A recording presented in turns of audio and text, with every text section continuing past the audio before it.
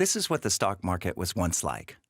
A large room with monitors on the wall, showing continually changing columns of numbers. On the floor, a hectic crowd of traders and a babble of voices, from which one repeatedly heard the shouts, "Buy" and "Sell." But this picture has changed. The room is still there, along with the monitors, but the crowd has become much smaller. Quietly humming computers have taken their place. The traders who monitor and control the computers are either sitting at home or in the office. These computers work much faster, never go on holiday, and rarely require a person to run them.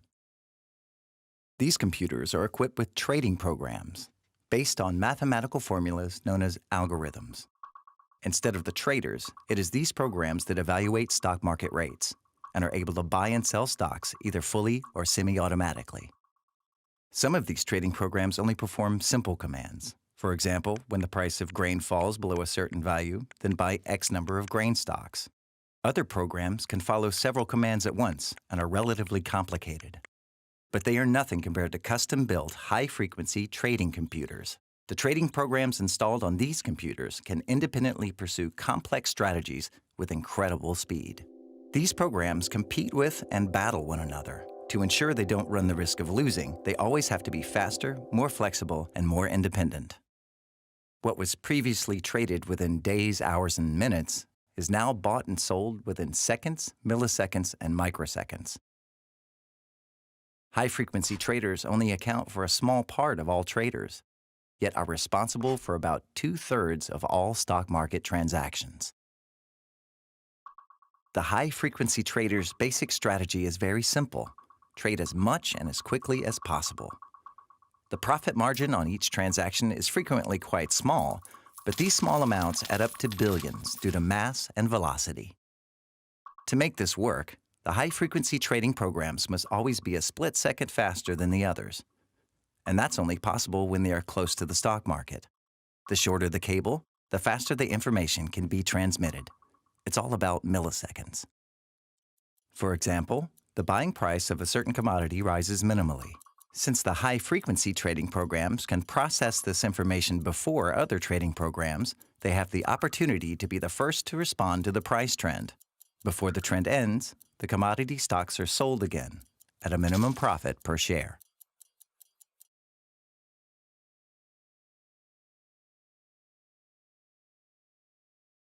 High-frequency trading may have advantages and disadvantages for the markets. Many market researchers believe that high-frequency trading increases so-called liquidity. A market has a high level of liquidity when a trading partner can be found for every offer. However, high-frequency traders work especially well in markets that are already highly liquid. What's more, they are not obliged to always act as trading partners. In a crisis situation, when they are most required, high-frequency traders pull back from the market and this benefit is lost. Some also think that high-frequency trading facilitates pricing while reducing price volatility. However, these assertions are highly controversial, as some high-frequency trading mechanisms have the opposite effect. Disadvantages include the fact that normal traders cannot match the speed of the high-frequency traders, because firstly, not everyone can afford to rent space close to the market, and secondly, they cannot always pay for the specially programmed high-frequency trading algorithms. Due to more direct proximity to the stock market, the high-frequency traders have a clear information edge. This means that all classic dealers lose out to high-frequency trading. Effectively, every classic trader not only pays the explicit exchange fees, but also an implicit fee for high-frequency trading, because this type of trading is interposed between most stock market transactions. Another drawback is that the novel high speed and the lack of regulation are often exploited by high-frequency traders to manipulate the markets and deceive other market participants. One example here: it is difficult and costly to continually stay one step ahead. Instead, it is easier to slow down all other market participants. This happens through so-called quote stuffing. In this scenario, a trading program makes thousands of small, unimportant offers, thereby producing a flood of information. In filtering out the unimportant information, other programs lose valuable milliseconds and respond too late to the interesting offers. Another manipulation technique is called spoofing. For example, a trading program will generate a number of overpriced purchase offers. Thanks to the extreme speed, these overpriced offers can be canceled immediately before anyone purchases them.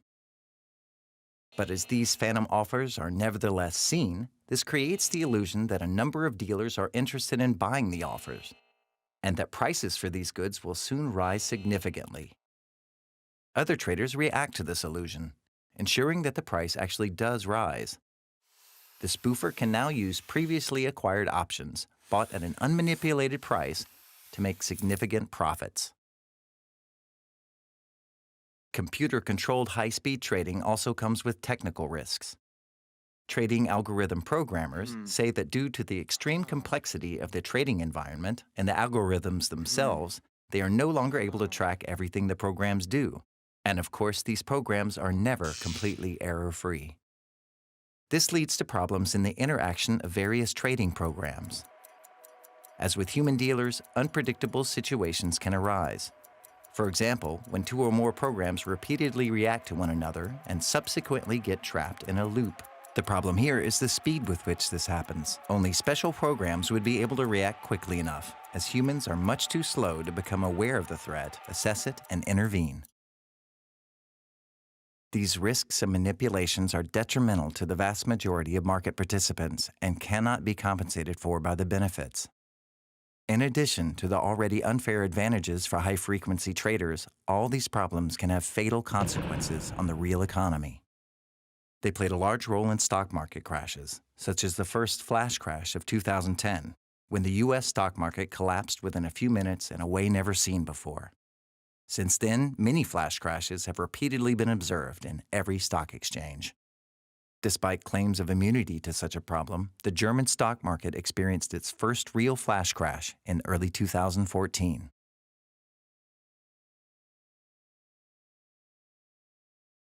Unfortunately, technical progress with computerized trading has led to a wide range of risks and possibilities of manipulation, which are predominantly exploited by high-frequency traders.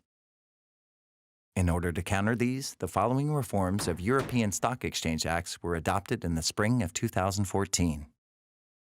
The introduction of automated trading stops. If flash crashes occur, trading will be interrupted briefly. Flash crashes cannot be prevented like this, but the damages can at least be limited. The increase of the so-called tick size. This is the minimum amount by which a market price can change. This represents an indirect regulation of high-frequency trading, as price changes would occur less frequently. The following regulations were unfortunately left open by the stock markets and are not sufficiently anchored in law. The stock exchanges thus find themselves in a conflict of interest, as they are mainly benefiting from high-frequency trading. To begin with, the stock markets are being directed to make privileged electronic connections to stock exchange computers fair and transparent for all market participants. However, as long as slower and faster connections exist, this will lead to structural inequality on the markets, penalizing those traders who only have access to a slower connection. Quote stuffing and spoofing will still remain possible. Privileged connections to exchange computers, so-called co-locations, should be eliminated in order to restore equal opportunities for all market participants. Likewise, stock exchange operators have unfortunately only been asked, but are not obliged, to prevent the mass occurrence of phantom offers. There are two options for dealing with this, either by introducing limits on offer cancellations or introducing a minimum holding period for offers. The European Parliament has proposed 500 milliseconds as the minimum retention period, but unfortunately was unsuccessful in this initiative. Embedding one of these options in law would be especially advantageous, as it would stringently prevent quote stuffing and, in particular, spoofing, while also promoting equal opportunities for all market participants, facilitating pricing, and preventing flash crashes. Lastly, there are two further ways to regulate high-frequency trading. The enforcement of a minimum holding period for securities would mean that it would not be possible to immediately resell shares that have just been acquired. This would prevent high-frequency traders from interposing themselves on every transaction conducted. Ultimately, the introduction of the much-vaunted financial transaction tax would make high-frequency trading less lucrative and, in all likelihood, offset the social losses on the financial markets through tax revenues. The advantages of high-frequency trading are largely overestimated, while the disadvantages are systematically swept under the carpet. It's not about preventing computer-assisted trading, but rather preventing extreme forms of trading that are harmful to society. To ensure that innovations and technical developments on the financial markets are not abused, we should ensure that they are accompanied by the appropriate legislative reforms.